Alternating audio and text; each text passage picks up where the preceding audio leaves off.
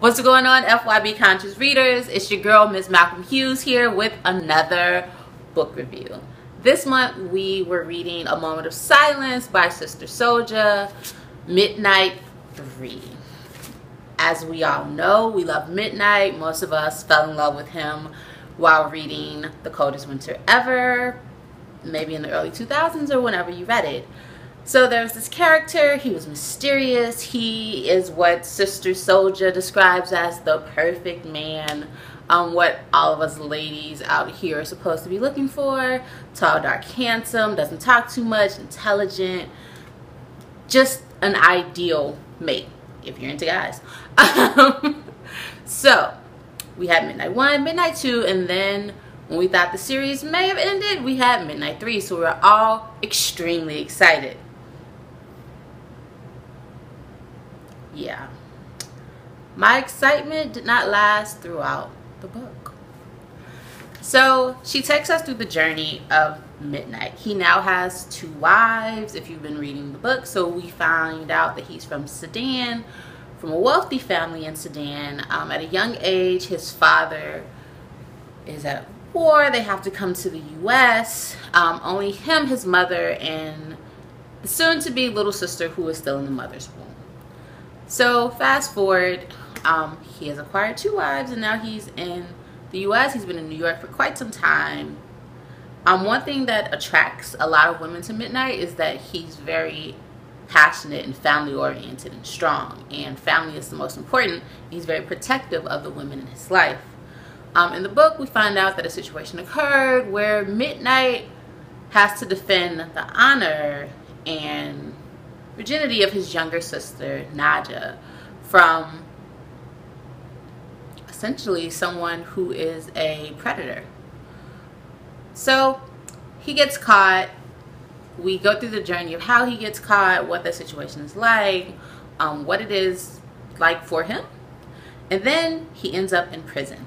In The Coldest Winter Ever, we learn that when Midnight goes to prison, some not so good things happen to Midnight, one of which happens to be rape. So in this book, I actually was fearful of that scene the entire book. I didn't want it to come, didn't want to read it, didn't want to imagine that for him or anyone else. However, it never came, which was pleasant but also a little upsetting. And the reason why I found it upsetting is because earlier this year I met Sister Souljah. She had a book signing in DC and I went. And I informed her, I said, I have a question for you. It's not about this book, it's actually about the Portia Santiago story. The Portia Santiago story. And I said, you changed the ending. And she said, no, I didn't. I'm like, yes, you did. And I told her that, so she's like, where'd you get that from? I'm like, well, if you go back to The Coldest Winter Ever, then you realize at the end of the story, Winter was very worried about her little sister because she was worried that she was going to become the next Winter and that she was following the same route that got her in jail. But she couldn't tell her little sister because then it would just be that Winter was older and hating because she was played out, right? That was Winter's interpretation. So Sister Souljah says, well, you have to remember that when you read The Coldest Winter Ever, you were reading it from Winter's perspective. And when you read the Portia Santiago story, you were reading it from Portia's perspective. I thought that was a little weak, but I thought it was fair, right? It was a fair statement.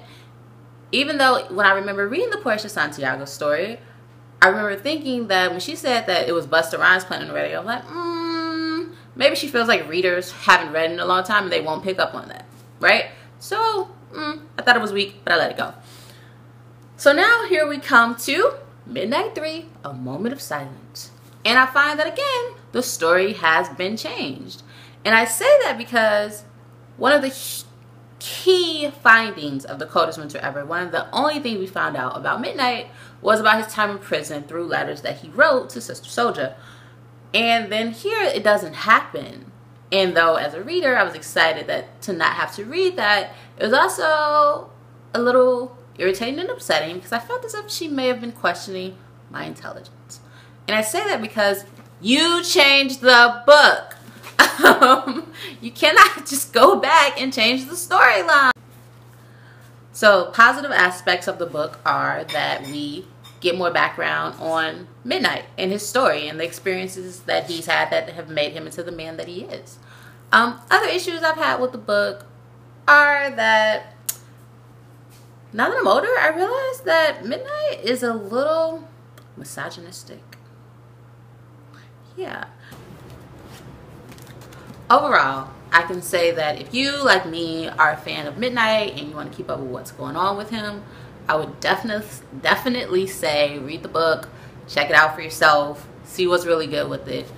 However, I can say that on a scale of A to F, I would give it C, maybe a B minus. But for me, really, that's the best that I would give it. I'm assuming there'll be another book coming out after this one because of how she left it. I just wasn't that impressed. I wanted more. I wanted something different, and I wanted to find out the actual story behind what happened to him. I can say that the writing was good. The storyline was pretty good. It didn't keep my interest as much as some of the other books have, and I know a lot of people always compare Sister Souljah based on the work she did with The Coldest Winter Ever. However, every book won't be The Coldest Winter Ever, but I did enjoy the first Midnight and the second Midnight, and I did not enjoy this one as much. I am looking forward to reading the fourth one, which I assume will be the final one, because at that point we kind of get caught up with how he met Ricky Santiago, even though he's met him now, but I'm pretty sure we'll come to terms with how they ended up working together, or how he ended up working for him. And other than that, I can say the book was okay. Our next read will be The New Jim Crow. I know a lot of people have read it. It's been out for a while. It's been very controversial, very eye-opening for some folks who aren't really aware of the prison industrial complex. And I'm very excited to dive in and read it, and also to share and discuss it with you guys. So as always, check in each month. We have a new read. We have frequent posts. If you're interested in doing a book review for us, we're always open. You can reach out at fybconscious@gmail.com. Other than that, love and hug more. Catch you next time.